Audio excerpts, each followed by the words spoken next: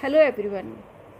Welcome you all in my channel Knowledge Mantra, the key of success and achievement. और मैं हूँ जूही.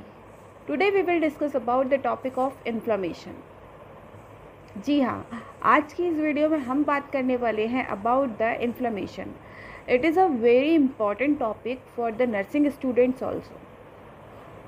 Inflammation क्या होता है, क्यों होता है, इसके क्या सिम्टम्स होते हैं और अगर इन्फ्लामेशन हो रहा है तो इसको हम मैनेज कैसे करेंगे, इन सारी चीज़ों के बारे में आज हम अपनी इस वीडियो में बात करने वाले हैं. तो कहीं मत जाइएगा, फटाफट से स्टार्ट करते हैं हमारी आज की वीडियो जो है इन्फ्लामेशन पर. First of all we will discuss about the definition of inflammation. Inflammation होता क्या है? It is nothing but it is simply known as the response of the tissues to the injury, often the injury caused by invading pathogens. जी हाँ, inflammation क्या होता है? ये एक तरीके का रिस्पॉन्स होता है, प्रतिक्रिया होती है जो किसके द्वारा होती है? जो होती है टिश्यूज़ के द्वारा. कब? जब कोई इंजरी होती है तब. उस समय में क्या होता है? जब कोई इंजरी होती है तब टिश्यूज़ उसके अगेंस्ट किस तरीके से रिएक्ट करते हैं या उनका जो रिस्पॉन्स होता है क्या कहलाता है? इन्फ्लेमेशन कहलाता है. और ये इंजरी कैसी हो सकती है? मे बी ये इंजरी किसी तरीके का इन्फेक्शन हो सकती है जो पैथोजेंस के थ्रू हुई हो, या कोई फिज़िकल इंजरी हो सकती है, या कोई भी ऐसा कॉज हो सकता है जिसकी वजह से इंजरी हो रही है. तो क्या होता है जब इंजरी होती है तो टिश्यूज़ क्या करते हैं? उस इंजरी के अगेंस्ट रिस्पॉन्स करना शुरू करते हैं, जिसको हम क्या कहते हैं? इन्फ्लेमेशन कहते हैं. आम भाषा में हम इन्फ्लेमेशन को सूजन के नाम से भी जानते हैं. हिंदी में अगर हम बात करें तो आपने सुना होगा कि सूजन हो गई, स्वेलिंग हो गई. इसको हम क्या बोलते हैं? ये क्या कहलाता है? ये इन्फ्लेमेशन कहलाता है. और ये कब होता है? जब किसी भी तरीके की इंजरी होती है, टिश्यू इंजरी होती है, टिश्यू डैमेज होता है, और जब टिश्यूज़ रिस्पॉन्स देते हैं, प्रतिक्रिया करते हैं इसके अगेंस्ट, तो इस चीज़ को हम क्या बोलते हैं? इस चीज़ को हम इन्फ्लेमेशन बोलते हैं. और ये किस तरीके से होती है? ये किसी भी तरीके की फ़िज़िकल इंजरी हो सकती है, ये किसी भी तरीके की केमिकल इंजरी हो सकती है, ये किसी भी तरीके का इन्फेक्शन हो सकता है. तो इन सारी चीज़ों को हम क्या बोलते हैं? इन्फ्लेमेशन बोलते हैं. क्लियर है? अब ये क्यों होता है? इसके कॉजेज़ क्या क्या होते हैं? तो इसके जो मेन कॉजेज़ होते हैं, मैं आपको कुछ कॉजेज़ बताऊंगी जिसकी वजह से क्या होता है? इन्फ्लेमेशन होता है.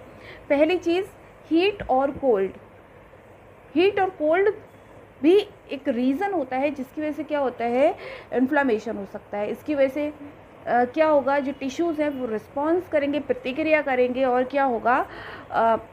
स्वेलिंग जैसी हमें एक चीज़ दिखाई देगी. ये क्या कहलाएगा? ये कॉज हो जाता है किसका? इन्फ्लेमेशन का. उसके अलावा केमिकल इरिटेंट्स. केमिकल इरिटेंट्स की वजह से भी क्या होता है? इन्फ्लेमेशन होता है. फ्रॉस्टबाइट. फ्रॉस्टबाइट क्या होता है? फ्रॉस्टबाइट एक तरीके का स्किन रिएक्शन होता है.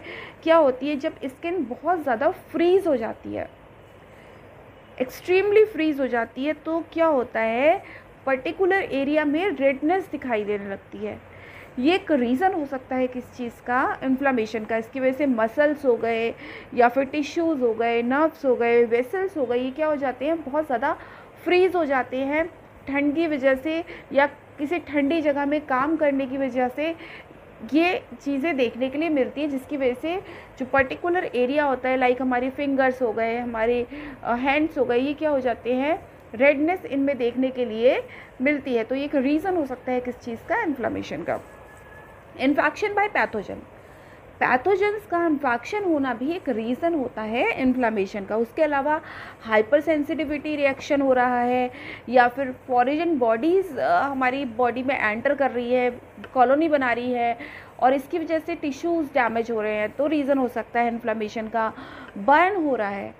बर्न भी एक कॉज होता है इन्फ्लेमेशन का. या फिर रेडिएशंस की वजह से भी क्या होता है? इन्फ्लेमेशन होने के चांसेस होते हैं. बहुत कॉमन एग्जांपल होगा, आप सनलाइट में बाहर जाते हैं, बहुत देर तक अगर आप सनलाइट में रहते हैं तो क्या होता है? जो अल्ट्रा वायलेट रेज होती हैं वो हमारी डायरेक्ट स्किन के कांटेक्ट में आती है, और हमारी जो स्किन होती है वो रेडिश कलर की होने लगती है. क्या होता है? इन्फ्लेमेशन होना स्टार्ट हो जाता है.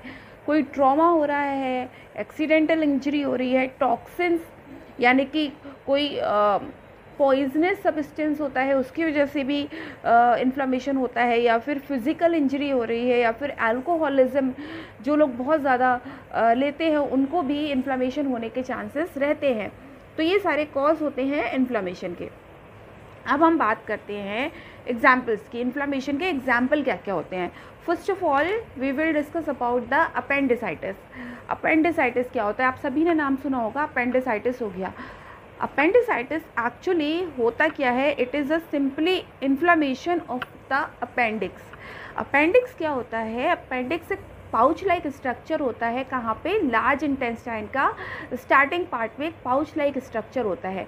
ये क्या होने लगता है, जस्ट बिकॉज ऑफ एनी पस कलेक्शन या किसी भी और वजह से क्या होता है, जब ये इन्फ्लेटेड होने लगता है, स्वेलिंग आने लगती है, तो इस कंडीशन को हम क्या बोलते हैं, अपेंडिसाइटिस बोलते हैं। दूसरा एग्जाम्पल होता है ओटाइटिस। ओटाइटिस मीडिया सभी ने सुना होगा, मिडिल ईयर का इन्फ्लामेशन। मिडिल ईयर में इन्फ्लामेशन हो जाना, ईयर ड्रम के बैक साइड इन्फ्लामेशन हो जाना क्या कहलाता है, ओटाइटिस मीडिया कहलाता है। मेनिंजाइटिस।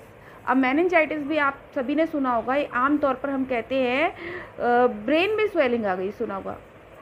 ये पर्टिकुलर ब्रेन में स्वेलिंग आना नहीं होता। मेनिंजाइटिस का मतलब होता है inflammation of the meningeal layer.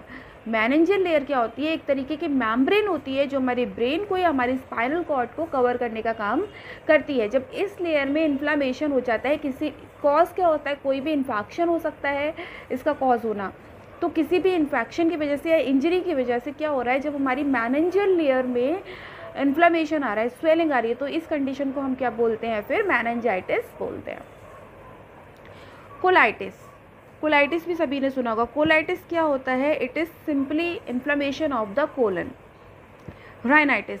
Rhinitis को बेसिकली हम बोलते हैं रनिंग नोज़। रनिंग नोज़ हो जाना, नाक का बहना। ये क्या होता है, ये एक ऐसी कंडीशन होती है जिसमें जो नोज़ होती है, नोज़ की जो म्यूकस मेम्ब्रेन होती है उसमें क्या हो जाता है, इन्फ्लामेशन स्टार्ट हो जाता है। ये भी इन्फेक्शन की वजह से हो सकता है, वायरल इन्फेक्शन हो सकता है, जिसकी वजह से क्या होती है, नोज़ की म्यूकस मेम्ब्रेन इन्फ्लेटेड हो जाती है, स्वेलिंग आना शुरू हो जाती है, और इस कंडीशन को हम क्या बोलते हैं, राइनाइटिस बोलते हैं। वेस्कुलाइटिस। वेस्कुलाइटिस क्या होता है, inflammation of the blood vessels. Same like this sinusitis. Sinusitis क्या होता है, it is a simply inflammation of the cavity around the nasal septum. Nasal septums के चारों तरफ पाए जाने वाली जो कैविटी होती है, अगर उसमें इन्फ्लेमेशन हो रहा है तो इस कंडीशन को हम क्या बोलते हैं, साइनोसाइटिस बोलते हैं। Pancreatitis, inflammation of the pancreas. Cystitis, gall bladder में इन्फ्लेमेशन होना क्या कहलाता है, सिस्टाइटिस कहलाता है। उसके अलावा phlebitis. Phlebitis inflammation of the vein, vein में इन्फ्लेमेशन होना। टॉन्सिलाइटिस, टॉन्सिल्स में इन्फ्लेमेशन होना। डर्मेटाइटिस, स्किन का इन्फ्लेमेशन होना। तो ये कुछ एग्जाम्पल्स होते हैं इन्फ्लेमेशन के। अब इन्फ्लेमेशन के टाइप्स, ये कितने टाइप का होता है, बेसिकली इन्फ्लेमेशन 2 टाइप्स का होता है। It is depend on the onset. Onset पे डिपेंड करता है। इसके कौन कौन से टाइप होते हैं, first one is acute inflammation और second one is chronic inflammation. Acute inflammation क्या होता है, एक्यूट इन्फ्लेमेशन वो इन्फ्लेमेशन होता है जो एक शॉर्ट टर्म इन्फेक्शन होता है किसी भी पैथोजेंस का या फिर किसी भी फिजिकल इंजरी की वजह से इन्फ्लेमेशन होना। ये इन्फ्लेमेशन कैसा होता है, ये एक्यूट इन्फ्लेमेशन होता है। शॉर्ट टर्म इन्फ्लेमेशन को हम क्या कहते हैं, एक्यूट इन्फ्लेमेशन कहते हैं। ये कैसा होता है, ये बहुत थोड़े समय के लिए होता है। और क्यों होता है, किसी भी पैथोजन के इन्फेक्शन की वजह से या कोई भी अगर फिजिकल इंजरी हो रही है जिसकी वजह से इन्फ्लेमेशन हो रहा है, तो ये इन्फ्लेमेशन कैसा कहलाता है, एक्यूट इन्फ्लेमेशन कहलाता है। सेकंड हमारा होता है chronic inflammation. Chronic inflammation basically long term inflammation होता है। इसका जो ऑनसेट होता है वो बहुत स्लो ऑनसेट होता है। और ये क्यों होता है, ये होता है ऑटो इम्यून सिस्टम के माल फंक्शनिंग की वजह से, या फिर हम कह सकते हैं जब ऑटो इम्यून सिस्टम क्या करता है, रिएक्शन करना शुरू कर देता है, तब क्या होता है, जो इन्फ्लेमेशन होता है उस इन्फ्लेमेशन को हम क्रोनिक इन्फ्लेमेशन कहते हैं। ये लॉन्ग टर्म इन्फ्लेमेशन होता है। अब इसके सिम्टम क्या क्या होते हैं, इसके साइन और symptom, first one is redness, हमें पर्टिकुलर एरिया में क्या दिखता है, रेडनेस दिखाई देती है, बर्निंग सेंसेशन होता है, उसके अलावा लॉस ऑफ फंक्शंस होते हैं, पर्टिकुलर एरिया का जो मोशंस हैं, मूवमेंट्स हैं, वो पर्टिकुलर नहीं हो पाते हैं, स्वेलिंग हमें दिखाई देती है, साथ ही साथ पेनफुल सेंसेशन हमारी बॉडी में पर्टिकुलर एरिया में फील होती है। उसके अलावा एनोरेक्सिया होता है। एनोरेक्सिया क्या होता है, it is a type of eating disorder, जिसकी वजह से क्या होता है, धीरे धीरे वेट लॉस होना शुरू हो जाता है। तो एनोरेक्सिया की प्रॉब्लम होती है, देखने के लिए मिलता है पेशेंट में वीकनेस देखने के लिए मिलती है, वेट लॉस होने लगता है पेशेंट का धीरे धीरे, और वो रेस्टलेसनेस खुद में फील करने लगता है। तो ये सारे सिम्टम बेसिकली इन्फ्लेमेशन के टाइम पे देखने के लिए मिलते हैं। इसका एक मेन सिम्टम होता है फीवर। इन्फ्लेमेशन के साथ साथ पेशेंट में फीवर के सिम्टम भी हमें दिखाई देते हैं। अब इसकी पैथोफिजियोलॉजी क्या है, पैथोफिजियोलॉजी का मतलब होता है कि अगर इन्फ्लेमेशन हो रहा है तो इसकी प्रोसेस क्या है, किस तरीके से इन्फ्लेमेशन बॉडी में हो रहा है। तो क्यों होता है इन्फ्लेमेशन, अगर कोई भी इंजरी हो रही है, just due to any injury, just because of any infection, अगर मास सेल्स जो होती हैं वो क्या करने लगती हैं, एक्टिव हो जाती हैं। मास सेल्स के एक्टिवेट होने की वजह से क्या होता है, ये न्यूरोट्रांसमीटर्स को रिलीज़ करना शुरू कर देती हैं। अब फर्स्ट ऑफ ऑल मास सेल होती क्या है, मास सेल को हम माइग्रेंट सेल्स भी कहते हैं। ये माइग्रेंट सेल्स होती हैं किसकी, कनेक्टिव टिश्यू की। बेसिकली क्या होता है, जो मास सेल्स होती हैं ये कंटेन करके रखती है किस चीज़ को, ग्रैनुअल्स को। ये ग्रैनुअल्स कैसे होते हैं, बहुत ही ज़्यादा रिच होते हैं विद हेपारिन और हिस्टामिन। जब मास सेल एक्टिवेट हो जाती हैं तो क्या होता है, न्यूरोट्रांसमीटर्स को रिलीज़ करना शुरू कर देती है in the form of histamine और सीरोटोनिन। जब ये न्यूरोट्रांसमीटर रिलीज़ हो जाते हैं बॉडी में तो क्या होता है, जो कैपिलरी परमेबिलिटी है वो इंक्रीज़ हो जाती है, पेन होना स्टार्ट हो जाता है, पेशेंट को फीवर होना स्टार्ट हो जाता है, साथ ही साथ जो ब्लड फ्लो है वो डिक्रीज़ हो जाता है, जिसकी वजह से क्या होता है, एडिमा और फिर रेडनेस जैसी सिम्टम हमें दिखाई देते हैं। तो ये पूरी पैथोफिजियोलॉजी होती है किस चीज़ की, इन्फ्लेमेशन की, करेक्ट। अब हम इसको मैनेज कैसे करेंगे, अब इन्फ्लेमेशन हो गया तो हम किस तरीके से इसको मैनेज करेंगे। फर्स्ट ऑफ ऑल हम क्या देंगे, पेशेंट को non steroidal anti inflammatory drugs हम प्रोवाइड कराएंगे, जैसे कि नीमोस्लाइड्स हो गया। उसके अलावा हम एंटी इन्फ्लेमेटरी ड्रग पेशेंट को देंगे like corticosteroids, anti histamine drugs हम पेशेंट को देंगे, जो क्या करेगा, हिस्टामिन के सिक्रेशन को डिक्रीज़ करने का काम करेगा।